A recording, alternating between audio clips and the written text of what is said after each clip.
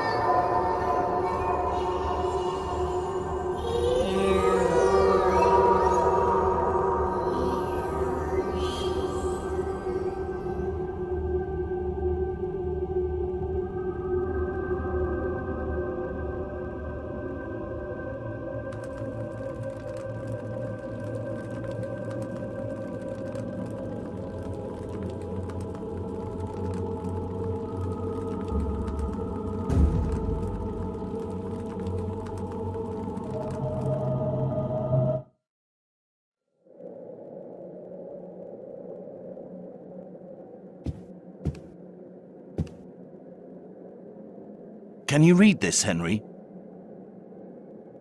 Let me take a look.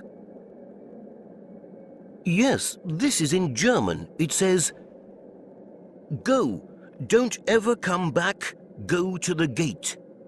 Gate? Sounds very familiar to me. I once had a customer who came here every week to pick up some books he'd ordered. He was not very talkative and often looked lost in his own thoughts, but I remember he often called the place he lives the Gate.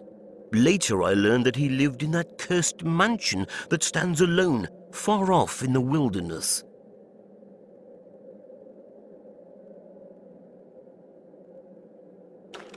Do you know his name?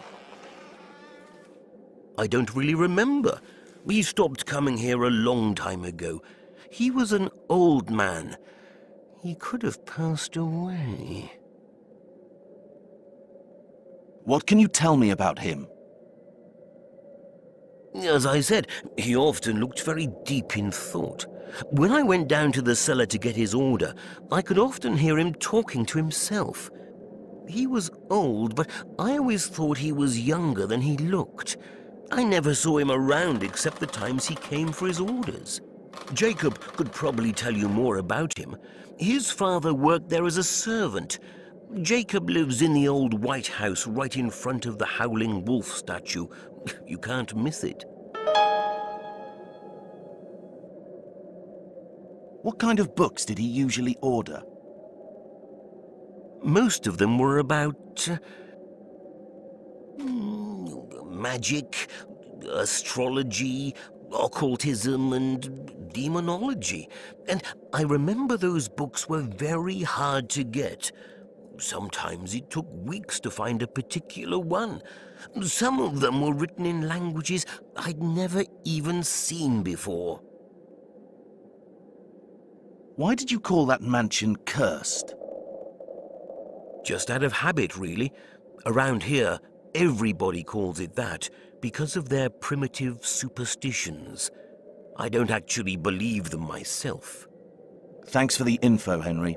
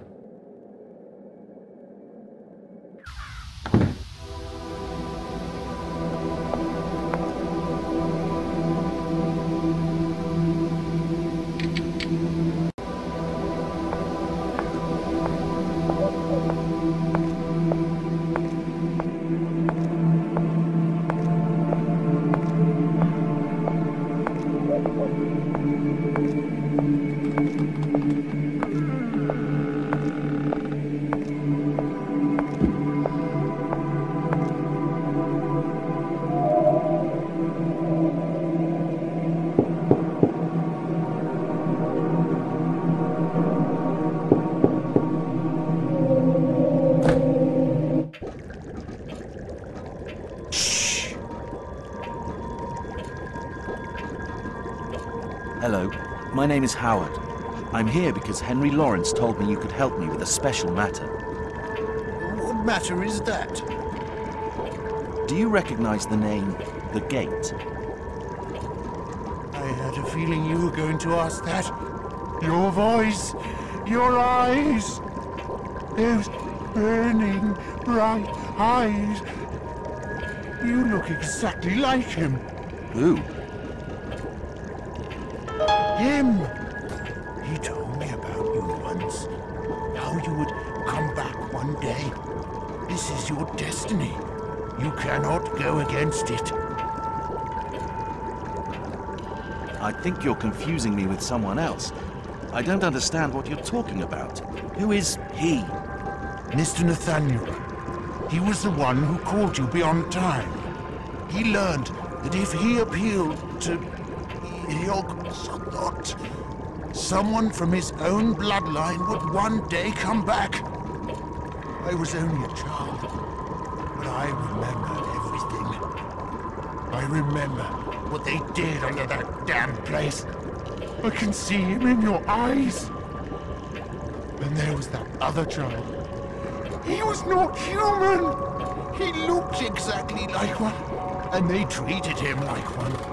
But I could tell he wasn't human at all.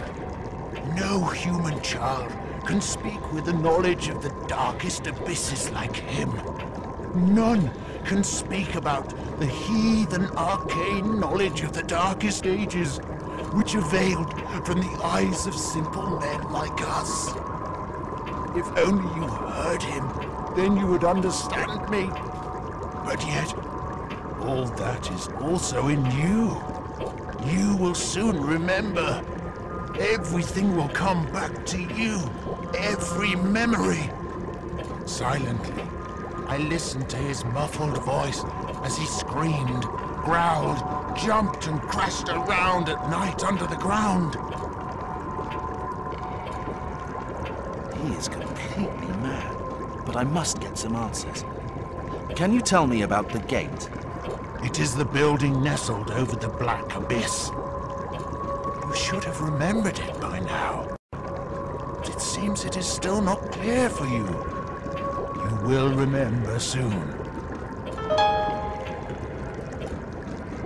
What do you mean Mr. Nathaniel called me beyond time? They needed a blood descendant, but only such a person can do what they require. Mr. Nathaniel, he could speak with his ancestors. Or maybe the opposite was true. They told him to call you, and so he did. He somehow learned strange languages he never even knew existed. And with this knowledge, he read forbidden books gathered from around the world. Passages about summoning beyond time. Those fiendish necromantic murmurings and chants.